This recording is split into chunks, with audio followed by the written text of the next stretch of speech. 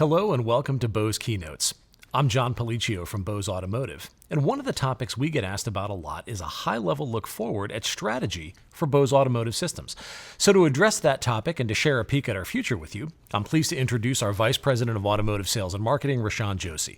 Rashan, thanks for joining me. Hi, John. It's great to be here. Well, we're glad to have you. Strategy is a juicy topic, especially in an industry that's changing as rapidly as the car business is right now.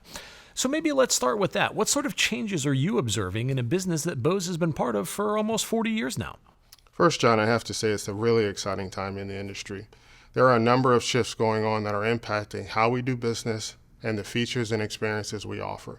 For example, we're seeing a shift towards more centralized computing in the car, which means that we get to partner with system-on-a-chip providers like Qualcomm and framework providers like DSP Concepts to get our experiences in market more flexibly and even to make them available after the vehicle is purchased via over-the-air upgrades. Some other trends in the industry are also affecting the way computing power in the vehicle is distributed. As EVs become more popular, for example, there's an architecture shift that comes along with the complete redesign of vehicles to be electrically driven. And in the short term, even things like the worldwide IC shortage are causing car makers to rethink the way they distribute computing power in the vehicle. That makes a lot of sense. And you talked just now about putting Bose experiences in the market. Now, when you say experience, what do you mean? It's not just about playing music anymore, right? That's right. There are a couple of other trends to be aware of that are starting to influence the kind of listening experiences we offer. Consumer electronics and automotive are coming together more and more often now, which gives Bose, as a company that's a leader in both areas, a way to combine consumer devices and in-vehicle listening to do some new and exciting, amazing things. There's an increased emphasis on active safety, which brings with it an opportunity to manage things like ADAS and driver alerts more naturally than what's in cars today. And of course, electrification continues to be a bigger part of all car companies' portfolios, which brings opportunities for everything from EV sound enhancement to road noise control, all the way to really immersive entertainment playback, to give vehicle occupants something to do while their cars are charging. There's a ton of green space beyond just entertainment in terms of in-vehicle listening these days. You touched on some really interesting things right there, and so I'd like to go back and unpack them a little bit. You mentioned EV sound enhancement and road noise control. Can you elaborate on those for a moment? Sure. Bose has a very robust track record in active sound management, using the sound system to remove noises that are undesirable and add sounds to enhance what people hear. We started doing that with engine harmonic cancellation in 2011. The portfolio has expanded, and the two most recent examples are Quiet Comfort Road Noise Control, which uses the sound system to actively reduce road and tire noise, and EV Sound Enhancement, which allows car companies to creatively add noises that improve the driving experience. You really strip out a lot of the noises that make driving fun when you take away the internal combustion engine. So car companies are excited about being able to flexibly add back the sounds to the EV cockpit.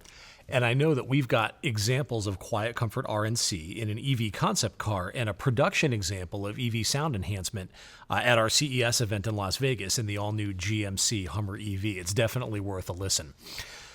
I want to circle back to something else you said, which was about the management of things like safety-related sounds. What's Bose doing in that area? There are a couple of unique opportunities for us there. One which really seems intuitive but hasn't been well executed by anyone yet is simply to make sure that those sounds are presented only to the individual seat or seats that need to hear them. The driver needs to hear things like navigation prompts and lane departure warnings, but the passengers do not.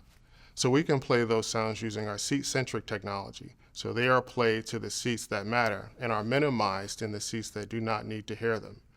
That seat-centric experience extends to things like phone calls. The music can keep playing when the driver is on a call, and even the ability to change the volume from seat to seat and row to row so everyone in the car gets a more personalized listening experience. I feel like my kids, for example, would really appreciate that, right? So the sounds only play in the seats and at the volume levels that are appropriate for the situation. Got it. You know, John, I think my kids would really appreciate that too. But it's a lot more than that. The other things we can do is render those sounds from the direction where they make the most sense, making them more intuitive.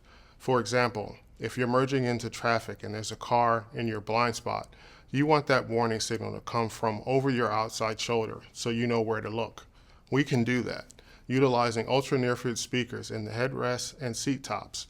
So when you combine seat-centric listening and the directionality of what we call aware signal steering, you have a really powerful set of tools to revolutionize the way non-music sounds are played back in the car. So that's a really good point. Bose can allow you to control the seats the sounds are playing in, the volume at which they're playing, and even the direction that the sounds come from. That's really powerful. Well, we believe that sound is the most powerful force on earth. And we've got some of the best engineers in the world working on finding ways to bring those amazing experiences to market in the next couple of years. Getting into a car in 2024 or 2025 is definitely going to be a more enjoyable and a more cohesive, intuitive driving experience than we can offer today. It has to be. People expect more from their cars. I certainly do. And we're well positioned to deliver because sound is our superpower. Well, I, for one, can't wait. Rashawn Josie, VP of Sales and Marketing for Automotive, thanks for joining me today.